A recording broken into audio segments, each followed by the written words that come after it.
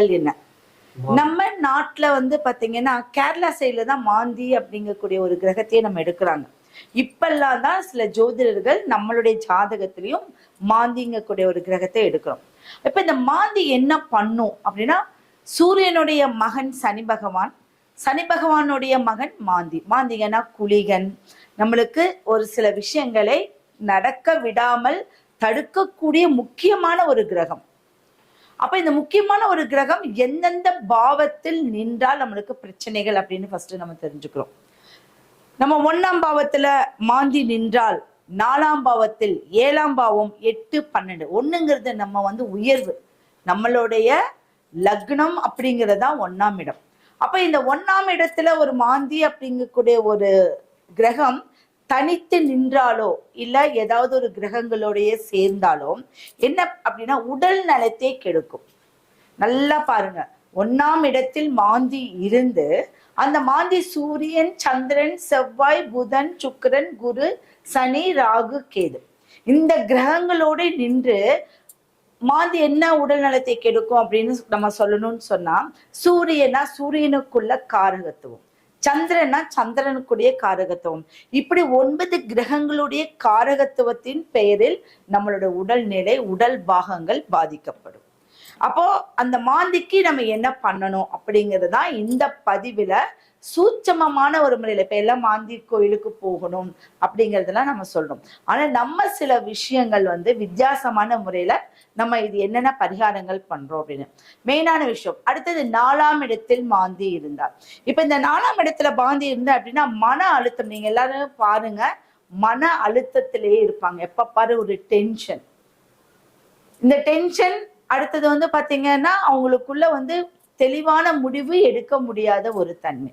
அப்போ இந்த 4ஆம் இடத்தில் மாந்தி இருக்கும்போது ஒரு தெளிவு அவங்களுக்கு கிடைக்காது, எது எடுத்தாலும் தடங்கள் இருக்கும்.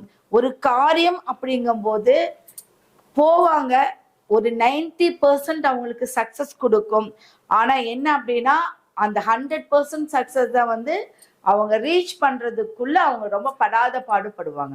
அப்ப அந்த மாந்தி கிரகத்தை குரு பார்த்தால் நல்லதா அப்படின்னு பாத்தீங்கன்னா கண்டிப்பா நல்லது கிடையாது. எல்லா கிரகங்களுக்கும் குரு பார்த்தால் மற்ற கிரகங்களுக்கு வலிமை அதிகம். ஆனா குரு வந்து மாந்தியை பார்த்தால் உடல் நலம் குறைவாக விடும். நம்ம உடம்புல இருக்கக்கூடிய பிரச்சனைகள் என்ன அப்படிங்கிறது வெளிப்பற்றும். இப்ப ரொம்ப காலமா அதுல ஒரு நல்ல விஷயங்கள் இருக்கு. என்ன அப்படின்னா, ரொம்ப காலமா ஒரு பிரச்சனை உடல்ல இருக்கு, அதை பத்தி நம்ம தெரிஞ்சுக்காமையே இருப்போம். ஆனா குரு பார்வை அவங்களுக்கு படும் போது உடல்ல என்ன பிரச்சனைன்னு வெளிக்கொண்டு வந்து விட்டுரும். அதுல ஒரு நல்ல விஷயங்களும் இருக்கு. அடுத்தது பாத்தீங்கன்னா குரு பார்க்கும் போது அது நல்லதா இருக்காது. அது கிரகங்களோட சேர்ந்து பார்க்கும்போது அந்த கிரகங்களின் வலிமை அது நல்ல விதமா உங்களுக்கு போகும். அடுத்தது 7ஆம் இடம். 7 அப்படிங்கிற ஸ்தானமே திருமண ஸ்தானம், பார்ட்னரு, அடுத்தது நம்ம நண்பர்கள், நம்ம என்ன வழியில் போகக்கூடிய ஒரு கிரகம் அப்படிங்கிறது 7ஆம் இடம். இந்த 7ஆம் இடத்தில் மாந்தி இருந்தால் என்ன பண்ணும், ஃபர்ஸ்ட் திருமண தாமதம். நம்மளுக்கு செவ்வாய் தோஷம் இருந்தா தோஷ பரிகாரங்கள் பண்ணிக்கலாம். சுக்கிரன் கலஸ்ர தோஷம், சூரியன் மாங்கல்ய தோஷம், ராகு கேது தோஷம், இப்படி இருக்கக்கூடிய தோஷத்துல மாந்தி தோஷமும் இருக்கு. அப்ப 7ஆம் இடத்தில் மாந்தி இருந்தால் அப்படின்னு பாத்தீங்க அப்படின்னா திருமண தடங்கல்கள் கண்டிப்பாக வரும். அப்ப இந்த திருமண தடங்கள் வராமல் இருக்க என்ன பண்ணணும் அப்படிங்கிறது தான் நம்ம இந்த பரிகாரத்துல பாக்குறோம். அடுத்தது வந்து 8ஆம் பாவம். 8ல வந்து நார்மலா ஒரு ஒர்க் பண்ணிட்டு இருப்பீங்க, ஃப்ளோவா போயிட்டு இருக்கும் லைஃப். ஆனா 8ல் மாந்தி இருந்தால் திடீர்னு ஒரு சிக்கல்களை அனுபவிக்கக்கூடிய ஒரு அமைப்பு வரும். அப்ப இந்த திடீர் சிக்கல் எப்ப வரும் அவங்களுக்கு, இப்ப 8ல மாந்தி இருக்கு எப்ப பாரு அப்படியே வருமா அப்படின்னா, அந்த கோச்சார ரீதியா கிரகங்கள் வலிமை இல்லாத கிரகங்கள் மாந்தியோட சேரும் போது திடீர் சிக்கல்கள் வரும். அடுத்தது 12ஆம் பாவம். இந்த 12ஆம் பாவத்தில் மாந்தி இருந்தால் சில விரய செலவுகள் நம்மளுக்கு உண்டாகும். விரயம் அப்படின்னா சுப விரயம்னா பிரச்சனை கிடையாது, சுப விரயத்துக்குன்னு உண்டான கிரகங்கள் இருக்கு. ஆனா இது வந்து சரியா மருத்துவ செலவு, பிரச்சனைகள், நம்மளுக்கு மற்றவங்களுக்கு வந்து நம்மளுடைய காசு தேவையில்லாத மருத்துவத்துக்கு தான் நம்ம கொண்டு போய் போடுவோம்.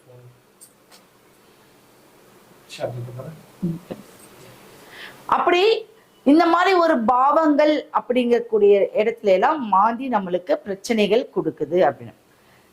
அதுல முக்கியமா 1ஆம் இடம் 2ஆம் இடம் இதுல மாந்தி இருந்தால் மாந்தி தோஷம். இதுதான் மெயினான விஷயம். மாந்தி தோஷம் அப்படிங்கிறது 1ஆம் இடத்திலேயோ 2ஆம் இடத்திலேயோ இருந்தால் மாந்தி தோஷம். இந்த மாந்தி தோஷம் எதனால் ஏற்படுகிறது? இப்ப ஏன் 1ஆம் இடத்துல மாந்தி இருக்கு அப்படின்னு கேட்டீங்க அப்படின்னா, அவர்களுடைய முன்னோர்களுடைய வழியின் சாபங்கள் அப்படின்னு சொல்லலாம். அப்போ முன்னோர்களுடைய வழி சாபங்கள் அப்படிங்கும் போது எங்கேயோ ஒருத்தர், நம்மளுடைய உறவினர்களோ நம்மளுடைய முன்னோர்களோ எங்கேயோ யாரும் இல்லாமல் படாத பாடுபட்டு அவர்களை இறக்கும் தருவாயில் ஒரு குழந்தை ஜனனமாகும் போது அந்த மாந்தி தோஷம் அவர்களுக்கு விழுகும். அப்ப இந்த மாந்தி தோஷத்தை அனுபவிக்க கூடிய ஒரு கர்மா இருந்தால் மட்டும்தான் அந்த குழந்தைக்கு 1ல 2ல மாந்தி இருக்கும். அப்ப 1ஆம் இடத்தில் மாந்தி இருந்தா என்னெல்லாம் உங்களுடைய ப்ராப்ளங்கள் நடக்கும் அப்படின்னா, மெயினான விஷயம் 3 வயசுல இருந்தே ஆரம்பிக்கும். குழந்தை பிறந்த 3 வயதில் இருந்தே 3 சேர்த்திக் கொள்ளலாம், இல்லாட்டி 7 வருடங்களாக சேர்த்திக் கொள்ளலாம். நம்ம நிறைய ஜாதகங்கள் பார்த்திருக்கோம். நம்ம அது வந்து சொல்லுவோம், உனக்கு 3 வயசுல இருந்தே பிரச்சனையா, இல்ல 3 நாட்கள்ல இருந்து, ஒரு குழந்தை பிறந்து 3 நாட்கள்ல இருந்தே பிரச்சனைகள் ஸ்டார்ட் ஆயிடும். அடிக்கடி மருத்துவ செலவு கொடுப்பாங்க, பிரச்சனைகள் கொடுக்கும், அந்த குழந்தைய வளர்த்துறதுக்கே கஷ்டமா இருக்கும்.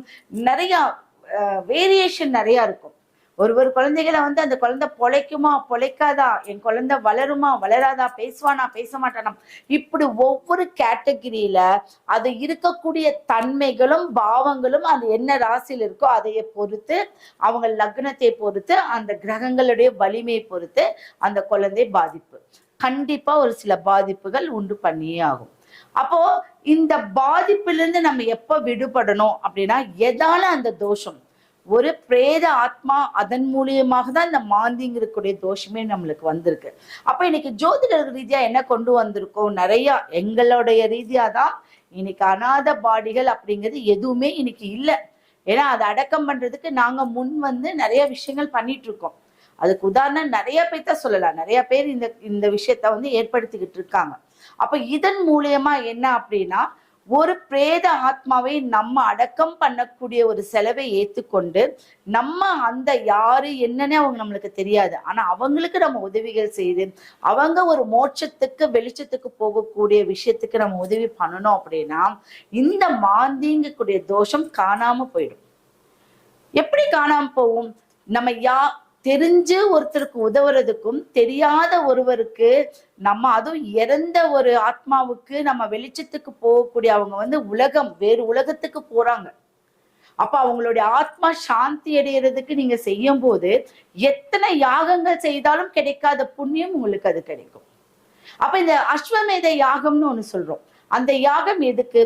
அனைத்து மக்களும் நல்ல முறையில், நல்ல ஒரு தோஷங்கள் இல்லாத வாழ்க்கை, நல்ல மாங்கல்யத்தோட ஒரு வாழ்க்கை, செல்வ செழிப்போட ஒரு வாழ்க்கை, இந்த வாழ்க்கையெல்லாம் வாழணும் அப்படிங்கிறது அந்த யாகங்கள் செய்வாங்க. அந்த யாகம் செய்யறதுக்கு சமமான விஷயம் நீங்க இதை செய்யறது. அப்போ அந்த ஒரு ஆத்மா பூமியில் விழுந்து மேலோகம் போகிறதுக்குள்ளே உங்களுடைய விஷயத்துல பரிபூர்ணமா நீ நல்லா இருக்கணும் அப்படின்னு ஆசீர்வாதம் பண்ணு. இது உண்மையான விஷயம். அப்ப இந்த விஷயத்துல என்ன கிடைக்கும்? நம்ம கட்டங்கள் எப்பேற்பட்ட சூழ்நிலையில் இருந்தாலும் அது நல்ல கட்டமாக மாறிவிடும். நம்மளுக்கு நல்ல ஒரு யோகங்களை கொடுக்கும், நல்ல ஒரு வளர்ச்சியை கொடுக்கும், நம்ம தேகம் நல்லா இருக்கும். மெயினான விஷயம், மாந்தி வந்து 1ல இருந்தா தேகம் அப்படின்னு பாத்தீங்கன்னா சீக்கிரத்திலேயே கருமை நிறம், இளமையிலேயே முதிர்மை தன்மை அடையிறது. இந்த மாதிரி அவங்களுக்கு வந்து அட்வான்ஸ்டு அப்படிங்கிறத விட மெச்சூர்டு தன்மை சீக்கிரம் கொடுத்துரும். இப்போ வந்து ஒரு 27 வயசுல இருக்காங்க அப்படின்னா அவங்கள 35 வயசு மாதிரி காமிச்சு கொடுக்கும். அப்ப இந்த மாதிரியான ஒரு செய்கை, இதை 2ல மாந்தி இருந்தா நல்ல செல்வ செழிப்போடு இருந்தாலும் அவங்களுக்கு கையில எதுவும் தங்காது. வாழ்க்கை 2ஆம் இடம் வாழ்க்கைன்னு ஒண்ணு இருக்கு. அந்த வாழ்க்கையில முற்பகுதி பிற்பகுதி எல்லாம் நோட் பண்ணிக்கோங்க. 2ஆம் இடத்தில் மாந்தி இருந்தால் 1ஆம் முற்பகுதி நல்லா இருக்கும், இல்லாட்டி பிற்பகுதி நல்லா இருக்கும். ஆனா ஏதோ ஒரு பகுதியில நீங்க முன்னேறி போயிட்டே இருப்பீங்க. அப்ப மேக்சிமம் என்ன பண்ணும்னா, முற்பகுதியில சில கஷ்டங்கள் அனுபவிச்சு பிற்பகுதியில உங்களுக்கு அமோகமான ஒரு வெளிச்சத்தை உண்டு பண்ணும். வார்த்தைகள் யாரையும் நீங்க சபிக்க கூடாது, நீங்க மனசு நொந்து எதையும் பேசிடக்கூடாது. அது எந்த ராசியில இருக்கோ அதை பொறுத்தும் கிரகங்கள் அமையும். இப்ப தனுசு ராசியில ஒரு மாந்தி இருக்கு அப்படின்னா அதுக்கு பலம் ரொம்ப அதிகம். அவங்களோட அப்பாவுடைய அமைப்பெல்லாம் ரொம்ப நல்லா இருக்கும், அவங்களுடைய வளர்ச்சி நல்லா இருக்கும், ஆன்மீக தேடல் அவங்க கிட்ட இருந்துகிட்டே இருக்கும். அப்போ நம்ம தனுசு ராசியில ஒரு மாந்தி இருந்தா அவங்களுக்கு லக்னத்துக்கு 2ஆம் இடமா இருந்தா என்னன்னா அவங்க நல்ல சொற்களையே சொல்ல வேண்டும். அவங்க எது சொன்னாலும் பழிக்கும். நீ நல்லா இருன்னு சொன்னாலும் அவங்க நல்லா இல்லாத கிரகமா இருந்தாலும் அந்த நல்லா இருக்கக்கூடிய கிரகமாக மாறிடும். இப்படி விஷயங்கள் நிறைய இருக்கு. சரிங்களா? சரி, எந்த பாவத்தில் மாந்தி இருந்தால்